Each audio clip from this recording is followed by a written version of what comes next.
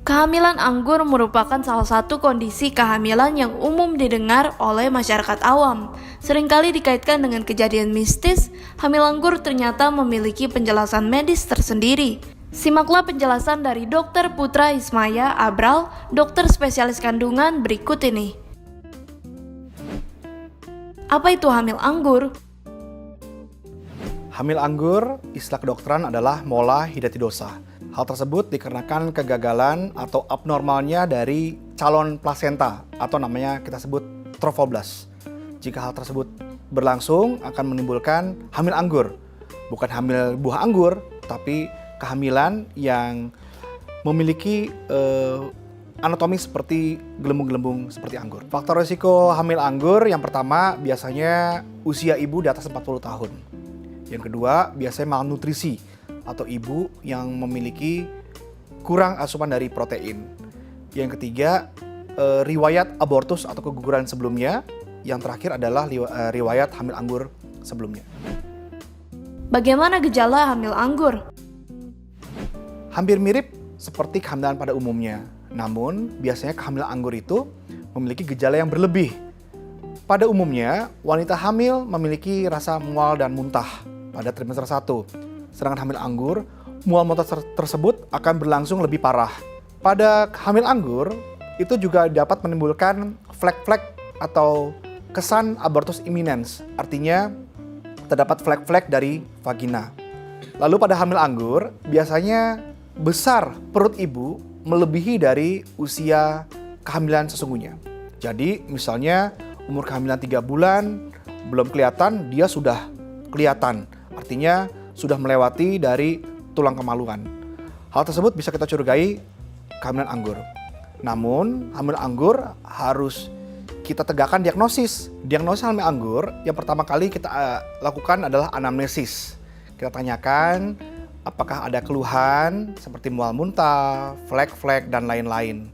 Yang kedua, kita lakukan pemeriksaan fisik. Tapi tidak selalu kita temukan gelembung mola hidatidosa atau gelembung-gelembung mola pada mulut rahim bagian luar. Yang ketiga, kita bisa menegakkan diagnostik dengan pemeriksaan penunjang. Salah satunya adalah ultrasonografi. Pada pemeriksaan ultrasonografi, kita menemukan penampakan badai salju atau penampakan seperti sarang tawon. Hal tersebut dapat membantu kita untuk menegakkan diagnosis dari hamil anggur atau mola hidatidosa. Hamil anggur atau mola hidatidosa. Selain dari pemeriksaan ultrasonografi, kita juga bisa melakukan pemeriksaan laboratorium, yakni pemeriksaan beta HCG. Biasanya pada hamil anggur atau mola hidatidosa, nilai atau jumlah dari hormon beta HCG pada ibu hamil tersebut sangat-sangat tinggi dan di luar dari batas kewajaran. Bagaimana pengobatan hamil anggur?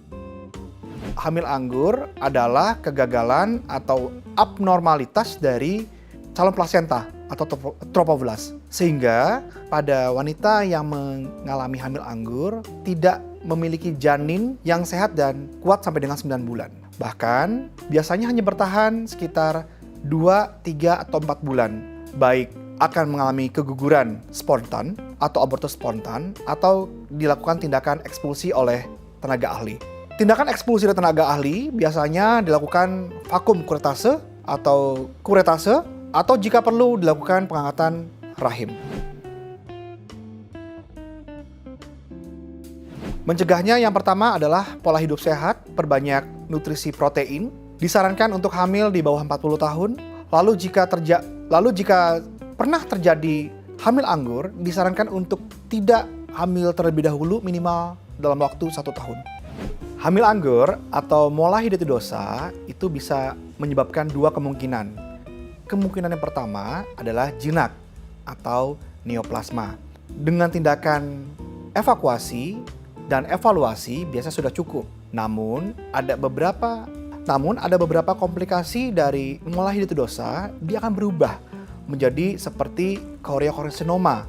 Artinya mola hidatidosa atau hamil anggur yang berubah menjadi keganasan. Hal tersebut tidak cukup untuk dilakukan evakuasi saja, namun harus ada tindakan yang continue seperti pengangkatan rahim atau kemoterapi. Sekian pembahasan mengenai hamil anggur atau mola hidatidosa bersama saya, Dr. Putra Ismaya Abral, SPOG MKes. Sampai jumpa di pembahasan berikutnya.